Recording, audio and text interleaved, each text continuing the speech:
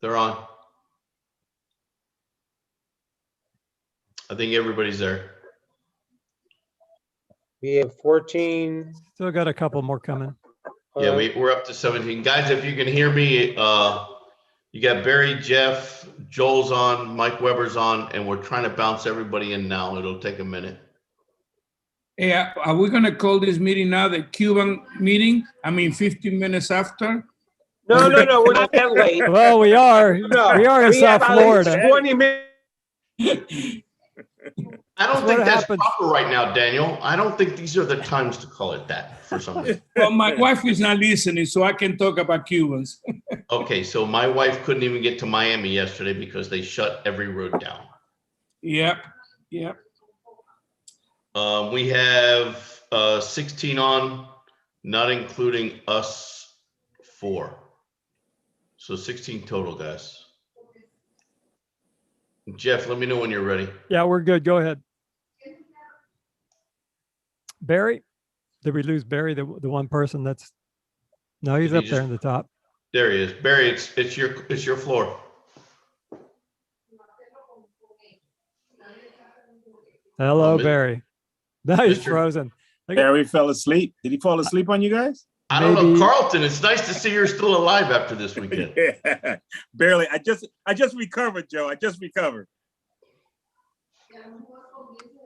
All right. Well, while we're trying to get Barry back, it's good to have everybody back. I hope you've had a good break. If you've had a break, I actually took 3 weeks and didn't think about soccer during those 3 weeks. So if you've been sending me emails and haven't gotten a response back, that's one of the main reasons why.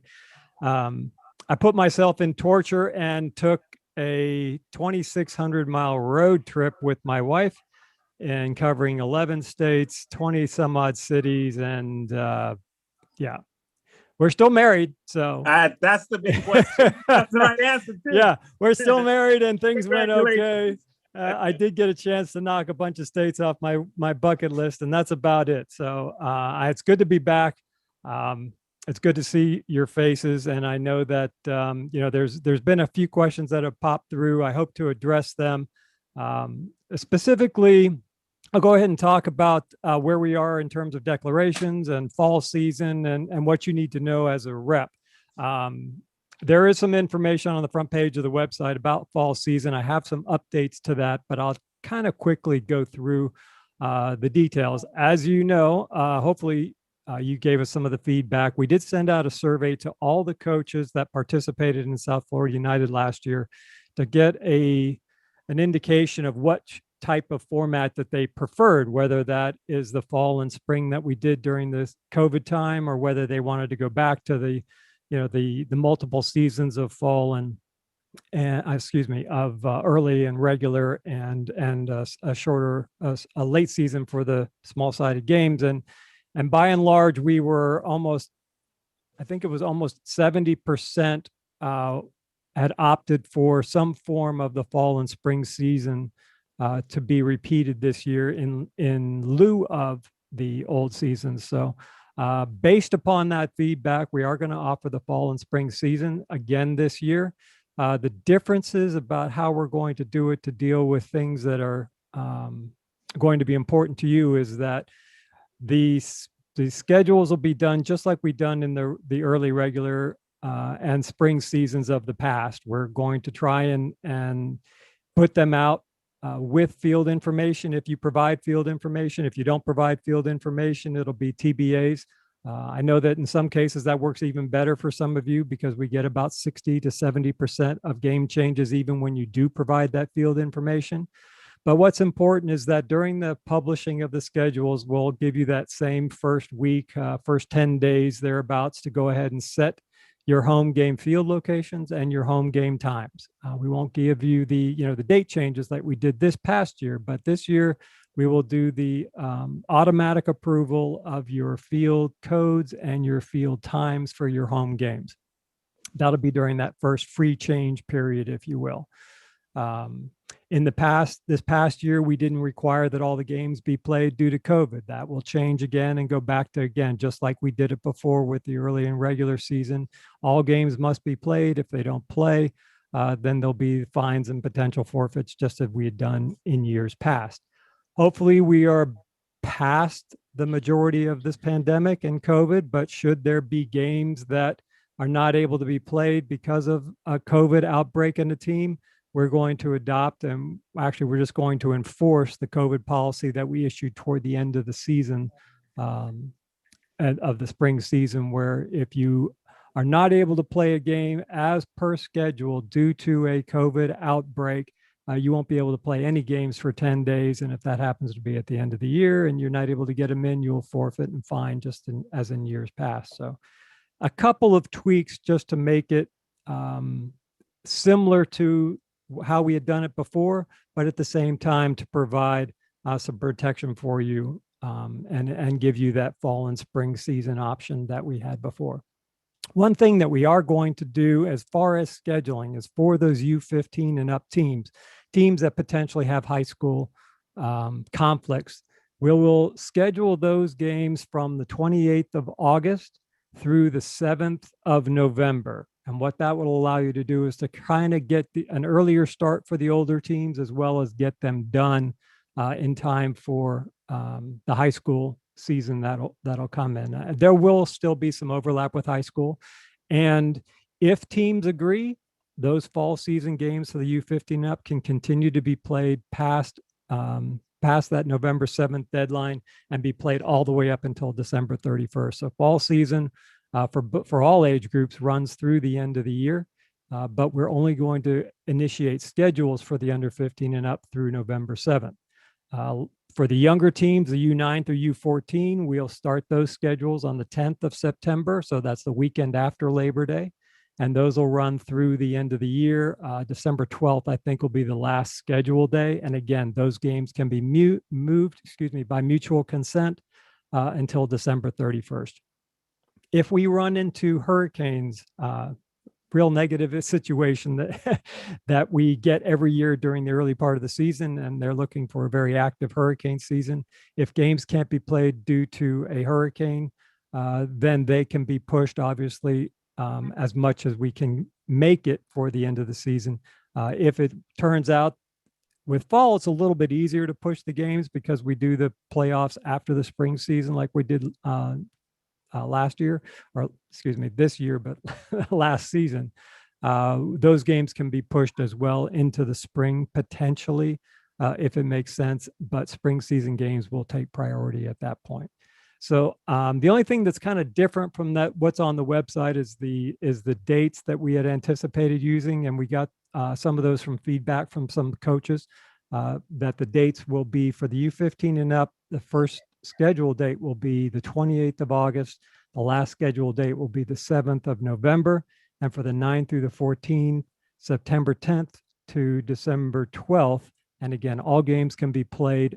You can play them the same day that the schedules come out. If both teams agree, you can move them up, and you can move them all the way back to the 31st, and you'll still have your free change period. So I will let everybody know, obviously, when those schedules are published and when your deadline is for making your free changes, when they do come out. The only other thing that I had was that our typical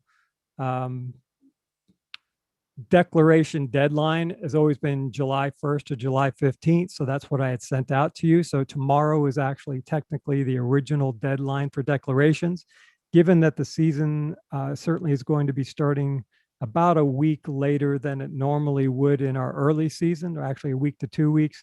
We'll definitely are going to open and keep the declarations open for at least one more week. I'm trying to get at least a feel for where you are by the 22nd, but I've heard from a lot of coaches that are on break or out of the country that they need a little bit more time. So the deadline of tomorrow, for those of you that are here, you've got another week. For those that aren't here tonight, then they'll all be putting theirs in tomorrow when they do everything late as usual. Joey, I think there's a couple of more in the waiting room if you want to. Yeah, I'm just joining. I'm clicking them about as Any fast as initial now. questions on the fall Jeff, season? can I ask you a couple of questions? Yes, go ahead, Danny. Okay, last season we had a couple issues with the excuse of COVID-19. Right. Teams canceled the games, and then we found out they were playing in a tournament the same weekend. Right. What are we going to be doing to control those issues so we don't have that As again? I mentioned, number one, we don't expect a lot of that this year because of where we are in the pandemic. But toward the end of the spring season, the executive board created a policy that if you're not able to play a game due to a COVID infection in the team, then that team is not able to play for 10 days, period.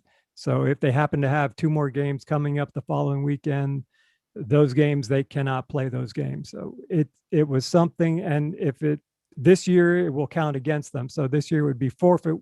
If it's due to a COVID outbreak, it would be forfeit without fine, but it'd still be ending up being a forfeit. So The other question, you Yes. said deadline is for 1 more week, but if the U9 and U14 will start in September, can you Yes. extend the deadline to August, sometime in August? Middle of August? We don't normally hold a firm deadline. I mean, typically, if we say July 15th, it usually ends up being August 1st. If I say August 1st, I'm not going to get your deadlines until August 15th. It's just the nature of the beast with the soccer community. We were 15 minutes late. I'm just surprised that you showed up at all, Danny, because you're one of the late guys, right? No. Oh, I'm surprised he even has internet service in Lake Placid. Well, that's true. But yeah, Danny, if you reach out to me and say, hey, Jeff, I need until this date, it's not a problem. The only time that it does become a problem is when the schedules need to be published.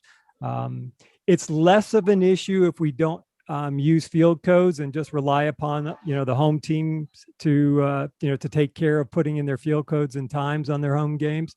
That saves a tremendous amount of time in scheduling, and literally, the schedules can be generated in days rather than weeks if we do that. So, that's one of the things that we are considering is to do it that way, to give you a little bit more time on your declarations. A lot of times with the younger age groups, I understand that, those teams typically get pushed a little bit until school kind of gets going, and then you know what you've got. So I'm going to leave the deadline to be where it is, but please just reach out and say, Jeff, I have no idea about this team, and this team.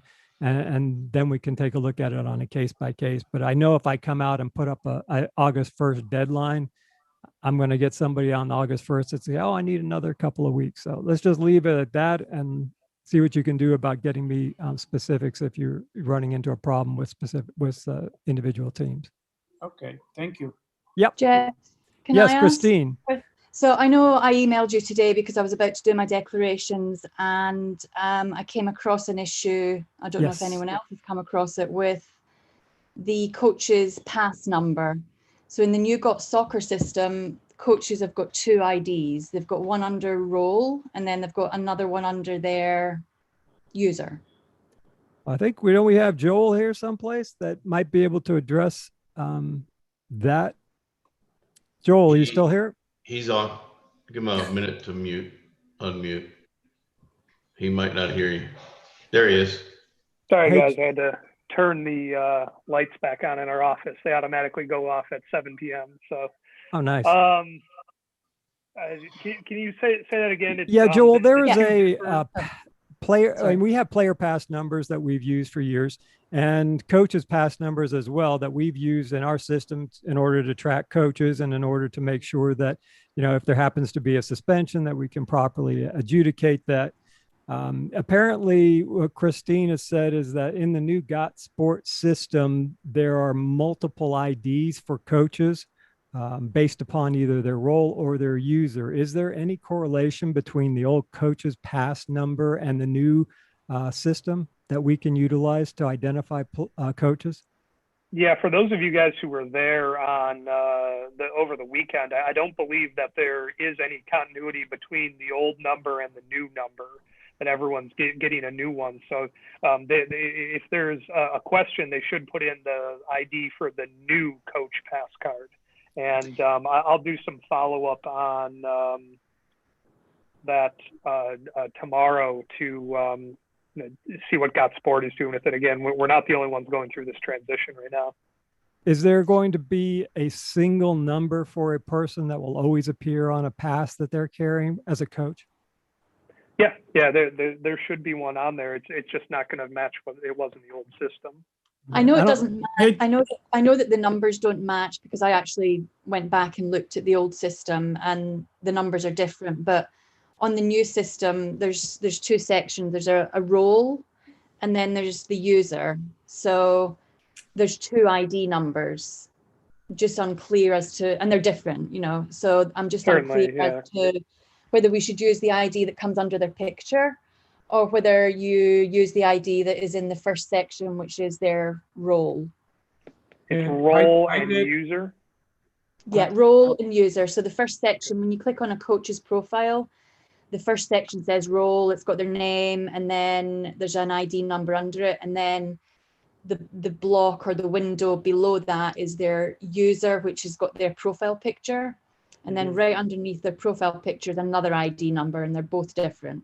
As far as Okay. the league, though, Joel, the thing that's going to be important is going to be whatever is on a pass, because that's Mhm. what the referees are going to use to write down if there's a problem with the coach. So whichever one of those would show up on a pass is the one we would need to potentially be able to utilize. It sounds like both of them are showing up on the pass, right? Is I that don't what it know. is, Christine? Oh, okay. I don't know. I mean, I asked Ingrid, and she said that there's multiple IDs for coaches. I don't know what will show up on the pass because I'm not sure if they can be printed yet. Yeah, let me get back to you on that. I can do Yeah, some and obviously testing, actually. we can't do the declarations until we know which number to put in. Okay, Okay. if I can add this, I imported all my coaches. When I imported my coaches from the old system, the ID number that appeared was the one that was on the old system. Now, when you create a coach, it gives you a new number. So what I did is I copy the old number and put in that one. So that way it was the same. Hey, Danny, let me just cut you off one quick second. I just want to clarify, that is exactly what was discussed at the meeting on Saturday, and that's what they're recommending that all of the members do, and that is to have that cross synchronization of the old number to the new .sport. So we actually need to manually go in there though and add that, update that Yes. to the old number. That's what you did, right, Danny? Yeah, that's exactly what you do. Now, the other Yeah. problem that Joel, we're gonna have, and Jeff, this is gonna be a problem that's gonna affect us, all of us. Before on the old system, we used to copy the players from the team and import it to the league. That feature in the new GAS soccer is not available. So that means we will have to enter player by player in each roster of the teams. This is the same, Joel, as a report that I asked about the coaches, the RM report that is no longer there. With the players, we have the same problems. Yes, you got the teams, but you don't have the same report as you had before that it shows all the players with the pass number, date of birth, and all that before you transfer those to the register. So now we're going to have a problem in the league because we cannot import them anymore. We're going to have to enter player by player. That's another report that is missing. Are you talking about an export from the existing system where you took an Excel sheet and then you uploaded it to your program? Jeff, you can explain that one better because remember, we worked in that when we started that. Well, it's the- two things, Joel. We do have an import feature that would pull in player names and date of birth and past numbers from an Excel spreadsheet. Sure. But we also have the ability that when a team has participated in the league before, that it will pull all that information in.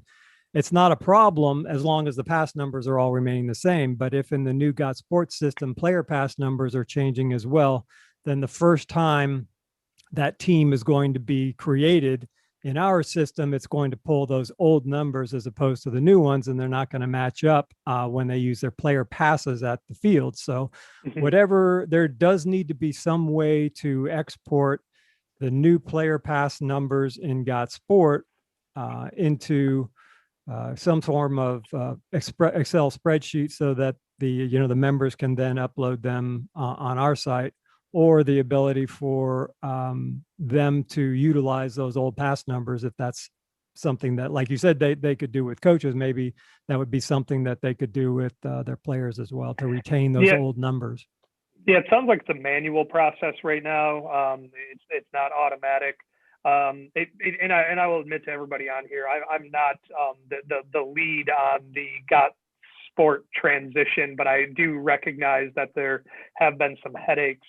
Let me put you guys in particular, with being one of our much larger leagues, in touch with one of our got sport people.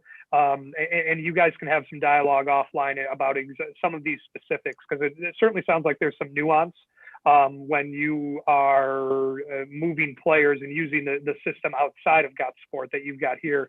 There Sure. was the first league training this afternoon for those leagues who do use got sport. So this is really the proper time to be coming up. The first one in a series of 3 took place this afternoon. So let me get someone, one person specific to meet. I don't know if it'll be you, Jeff, or Joe, or Barry, but to see what we can do to ensure that your process is smooth.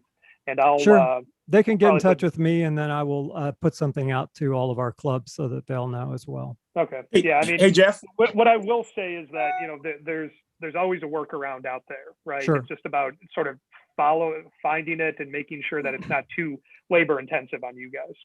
Right. And Danny, that might be, if it's just changing pass numbers, it might be that you're going to take that spreadsheet or create a spreadsheet from your team that's existed in the past here, and then just changing their pass number IDs and then importing it into the current season. So there, like Joel said, there will be a way around it, but I'm looking at the teams itself right now with the new gas sport, and I don't see nothing here that allows me to import it. You can export. Yes, there's an export I can feature, I export. think. Yeah. I believe there's an export feature, Danny. Hey, but Jeff, I have a quick question for you, if I may. Sure, Carlton. When you pull up the rosters, you know how you keep in your database the previous rosters? Yes. Can we easily go in and just modify that ID number if need be? Or do we have to just add all those fields again?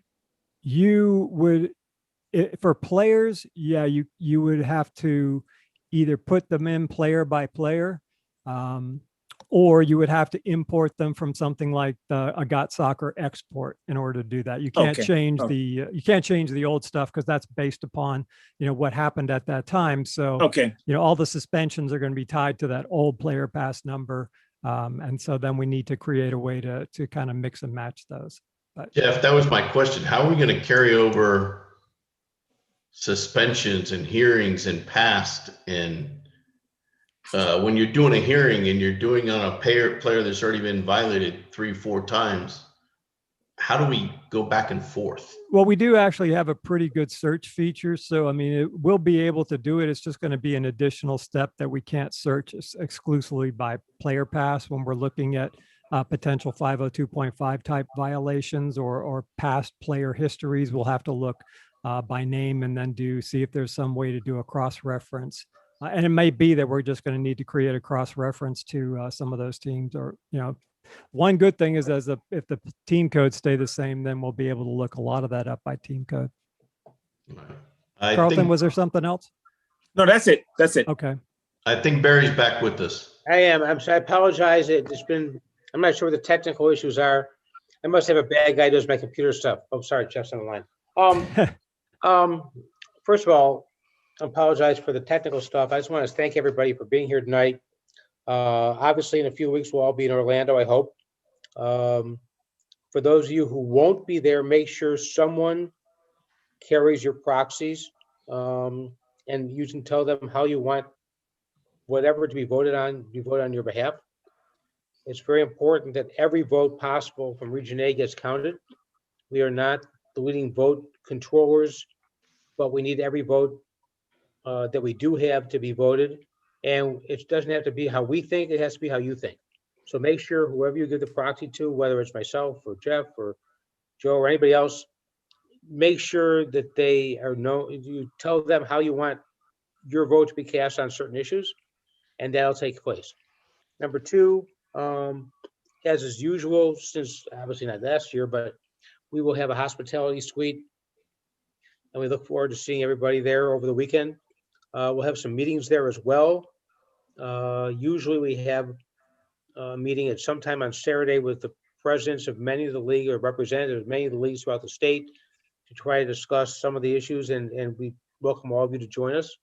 Otherwise, just join us anyway. It's Saturday night. We usually try to host a dinner with as many of the Region 8 people as possible. If you're interested in joining us, please let us know. We're not sure where it's going to be yet because every year the hotel changes. We don't know exactly where it's going to be. I want to specifically thank tonight that Joel's on the line from FYSA. I think it's very important. It shows a commitment to what we're all trying to accomplish together with FYSA. And Carlton, our leader down here, for him to be there with us, as we've supported him and he supported us for so many years. And Danny, I hope you're feeling well. It's good to see you again. Thank you. It's been way too long since all of us have actually seen each other. And I think this year, the most important part of what we're going to accomplish is to actually see each other again. Some people, sadly, we've lost over the last year and a half. And we look forward to this year to all be together to help each other, but above all, move the sport along as best we can. There's a lot that needs to be done, and we will look forward to working with you as you always have. I want to acknowledge that in the last year, the recent State Cup, we've had several teams advance from State Cup to the regionals. We had a team that's advanced to the nationals. And we're, as the league always does, we support those teams with monetary compensation of at least $1,000 per team to go from State Cup to regionals and from regionals to nationals. In addition to which, the scholarship programs we offer that we're actually, you know, we discussed this on the board that we expected this year to be a difficult year to find people who would want to take advantage of what we've offered to FIU and to, you know, Broward College and those type of institutions and other colleges in the future and going forward. And we were very impressed to see how many people did apply for those scholarships. And those are scholarships that we've endowed forever, beyond when all of us will be out of soccer. Although I assure you, most of us who've been looking at each other's faces for the last 20 years think we'd be out of it by now. Our kids are, but we're still stuck here. But I think it's because of the camaraderie we all have and the efforts we all give for a common cause that make it so worthwhile. And to know that all the efforts we've done will carry on way beyond when we're past our contributions to the sport individually.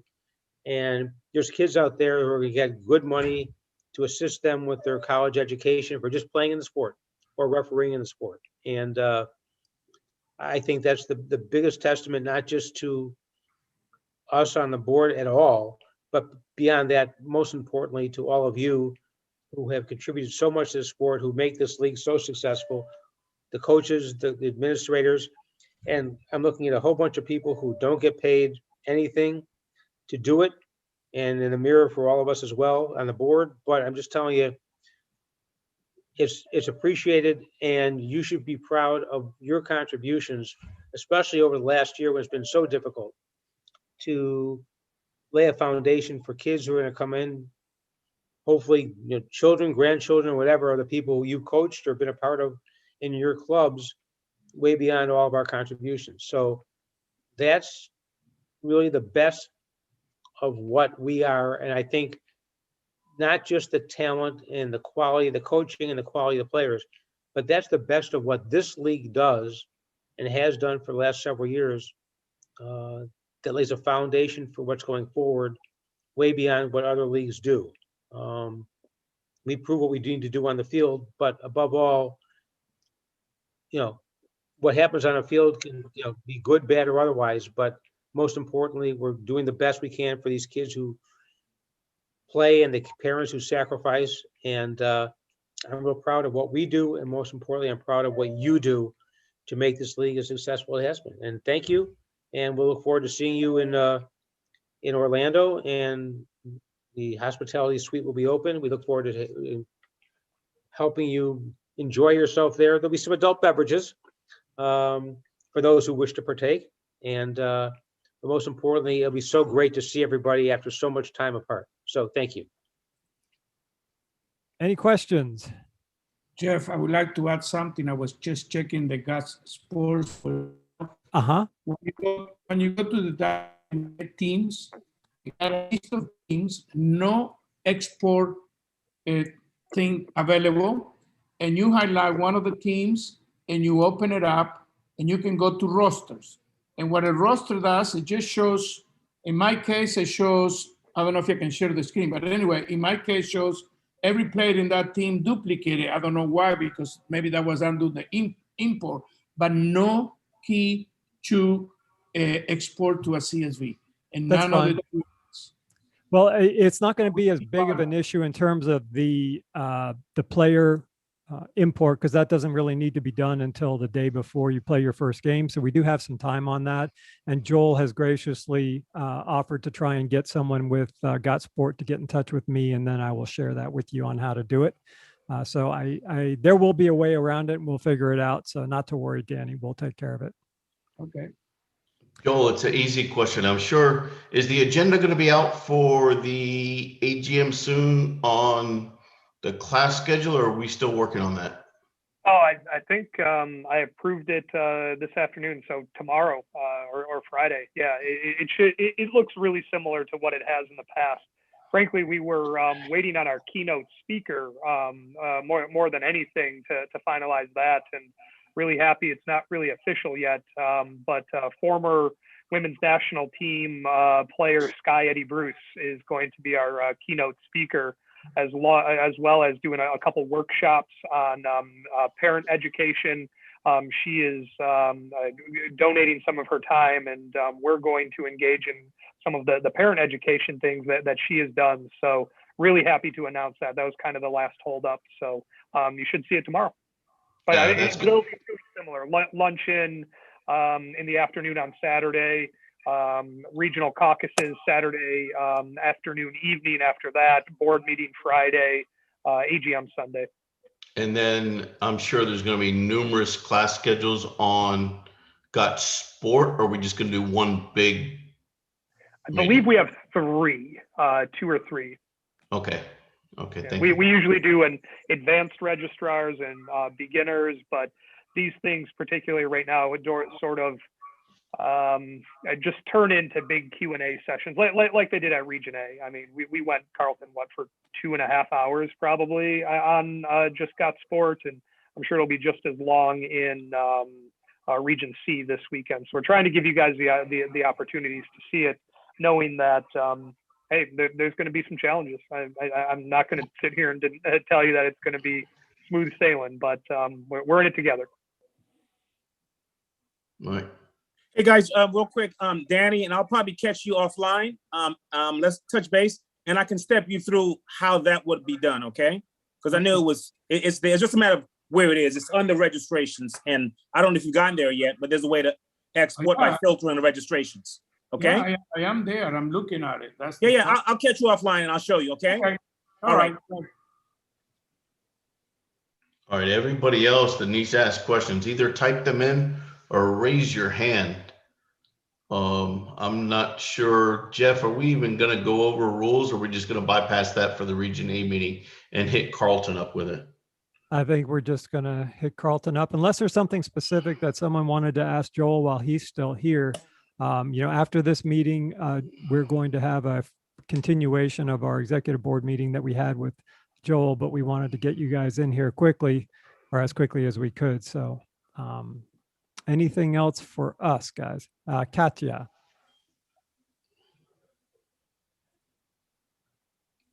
Oh, hi, Jeff. Can you hear me? Yes, I can. Yes. Okay, just a quick question. I know you were discussing the pass number for the coaches and stuff.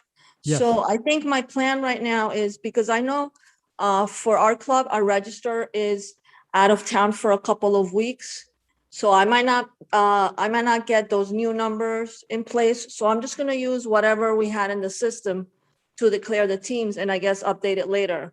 That's fine. You That's actually fine, can right? do, yeah, you can definitely make changes to the coach's pass number after the declaration. So whatever, we end up working out, whether that's updating the new Got Sport coaches number, or whether that's you guys updating your new Got Sport number with the old coaches pass number.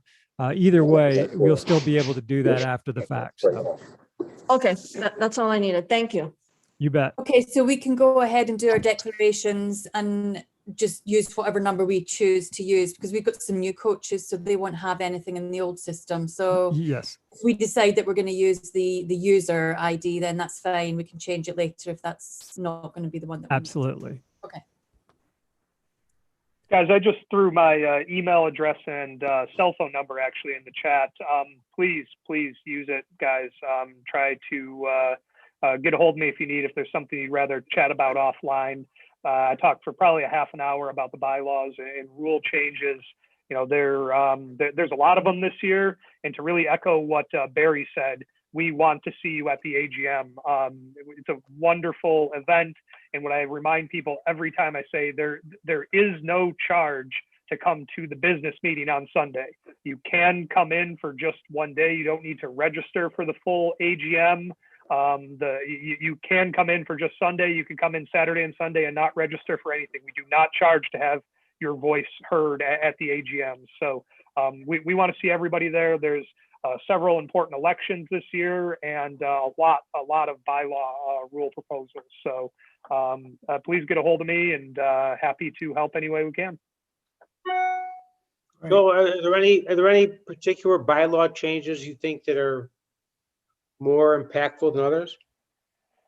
Yeah, I would talk really quickly. So there's two documents that are listed on the website, on the FYSA AGM page, one for bylaw changes and one for rule changes. As a lot of you guys know, it is two separate documents, even though we list them all together. The one thing that I would mention is that all of the bylaw changes have come from the bylaw rewrite committee. I don't know if anybody on this call is on that committee, but we have a pretty large committee that has several people from Region A. I know offhand, Lee Levenberg is on it, Tom Tianich is on it. Alice Smith, our registrar, is on it. It's led by Mike Flood, our vice president of competition, Justin Lauer out of B. A myriad of people. We haven't denied anybody to be on this committee. And all of the changes that you see for the bylaws only, those are changes that we would consider of non-consequence. They don't change the intent, at least in our opinion, of the bylaws. It condenses things. It resolves some conflicts. It moves certain things from the bylaws to the rules. And honestly, what we're asking for on the bylaw changes is a consent agenda where we do one vote for all of the changes. There's some 20 pages there that are, again, we believe of very little consequence.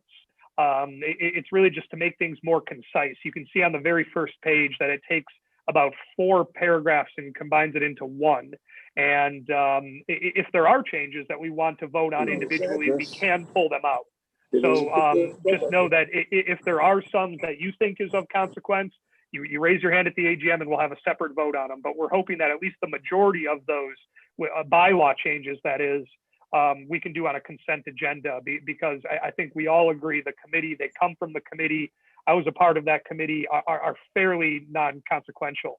The rules and regulations, those all came from members. And I'd try my hardest not to wade into the political waters, so I'm really not going to speak to any of those changes, but I can try to speak to the intent if there's individual questions, but I'll really only speak to the bylaws. The rules, there's a lot of changes, and those will all be individual votes, no consent agenda on the rules.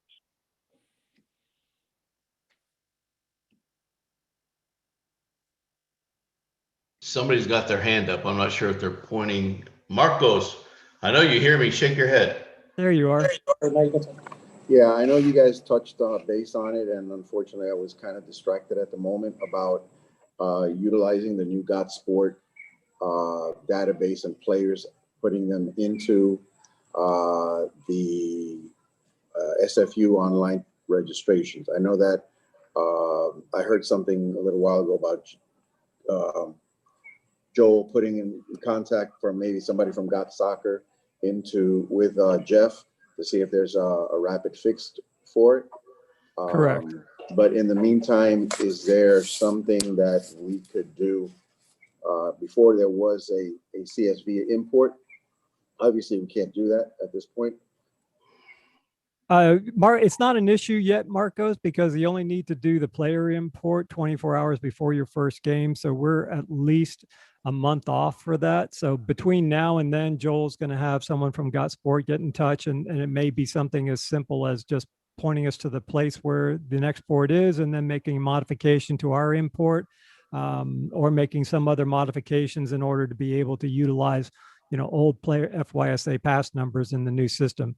And, whichever way works, we'll get it figured out, and I will put together, a document that I'll send out to all the club reps and put in our FAQ as well, so that you'll be able to, access it. But right now, it's nothing to worry about. It won't impact your declarations. The only question was with coaches' pass numbers, because apparently now there's multiple numbers that these guys potentially can have. But it's not an issue for your declarations because those numbers can be changed. And okay. And the other thought I had, because of this change with Got Sport and because of the AGM where it sits, is there a date that you anticipate the league starting? I would push it back another week. Yeah, the U15s the first scheduled date is anticipated. Yeah, the first scheduled date is anticipated for the U15s and older to be the 28th of August. Again, that's partly because of the potential conflicts with high school. And again, those games can be moved, but the U15 is supposed to be from the 28th of August to the 7th of November, and the 9s through the 14s, the 10th of September, which is the weekend after Labor Day, through the 12th of December would be the last scheduled date. As with all the fall season age groups, the games can be mutually agreed to be played all the way up until December 31st. So at the moment, we're not anticipating any problems with those dates, but we'll see as the declarations come in if there's other issues that crop up. Anybody else have questions? Jeff, two more comments. One, Carlton, for this weekend, okay, thank so you. What I'm saying is that you did a great job this weekend, Carlton. So thank you. Thank you. And then the other thing, I just got texted by Olaf. Olaf is representing the ODP in Tennessee at the ODP Regionals, which is a huge accomplishment. When I was the vice president of, the player personnel, he was always there. He did everything for us. He also runs our DOC meetings with Tommy Mulroy, and Olaf has decided to put his hat in to take over the vice president for competition this year. Joel, you can speak more on that. I know he was put in about a week ago. He came out and spoke at the Region A AGM that Carlton put on, and he just wants to know if he can get the full support of Region A as he's going to try to take on this new endeavor. That's it. Yeah, we received Olaf's nomination last week, and I'm not sure if it's been added to the website yet. The rules and bylaws just mandate that we release a slate of candidates 30 days in advance, which we did. His name didn't make that list, but of course, with being able to run from the floor here, that doesn't impact his ability to run. So if he hasn't been updated on the website, he will be soon. His nomination's in good form. I've worked with Olaf on the new member entry criteria, the coaching, the competitions committee. Joe, as you mentioned, he's away at ODP camp as well right now. So he's in good standing to run for that position. Right now, he has two opponents. The incumbent, Greg Zach, who's been on the board for the last 2 years, spoke down at the Region A AGM last week as well. And also Mickey Briscoe is out of Region B. He was actually the first one to be nominated and I believe he is with Four Corners. He's with Hunters Creek, I'm pretty sure. I always get that confused. Yes, Hunters Creek, not Four. They're Pretty both sure. Region B affiliates. Right. Oh no, Four Corners is C. So Hunters Creek, I So- called out of Region B. And the other one is Becky McLaren has decided to come out of retirement. For everybody in South Florida, she was actually my first team manager. I want to say 20 years ago. So Becky's well and known. She's going to come back and join as secretary, and she'll be just a true asset to FYSA as always. We all know and love Becky, so I give her 100% support. Joe, I know that you don't want people to know your age, but Becky was a lot longer than 23 years. I think you and I have had handshakes for about 30 years, Daniel. So Right. I'll be quiet now. I guess I would be remiss if I didn't say that there were two other people running against Becky, just out of fairness to the other people for VP of Comp. Cassandra is out of Region B. I don't recall her last name. Starts with an O. She is out of Region B. She works with a new club up there, FC Prime. And then out of Region C, Antonio. Again, I will have to. I don't know his last name, but he is running out of Region C as well. In fairness to all the candidates. Jeff, there's no more questions unless somebody raises their hand. All in, all done, guys? Is there anything we can do to help you guys?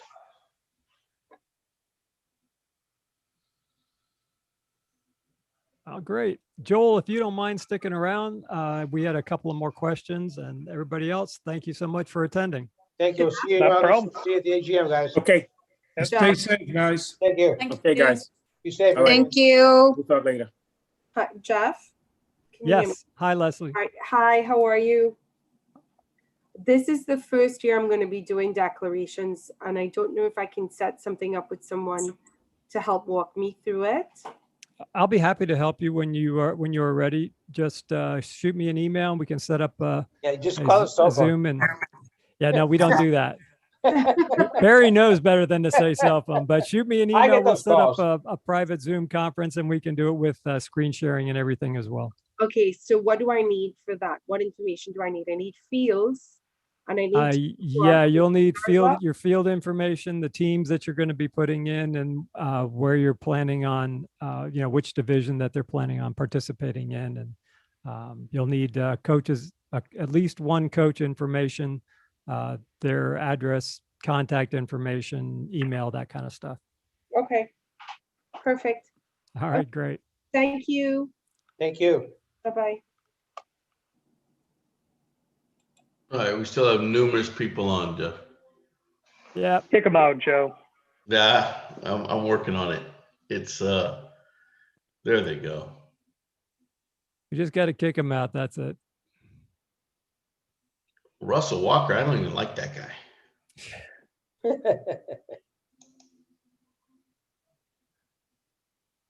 Mhm. He's in there twice too.